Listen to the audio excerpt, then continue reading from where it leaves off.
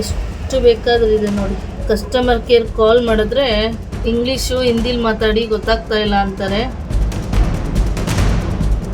ಹಾಕೊಳಕ್ ಹೋದ್ರೆ ಇದು ಹುಳ ಎಲ್ಲ ಕಾಣಿಸ್ತಾ ಇದೆ. ಮಗುಗೆ ತಿನ್ಸಿದಿದ್ರೆ ಏನ್ ಮಾಡ್ಬೇಕಿತ್ತು ನಾನು.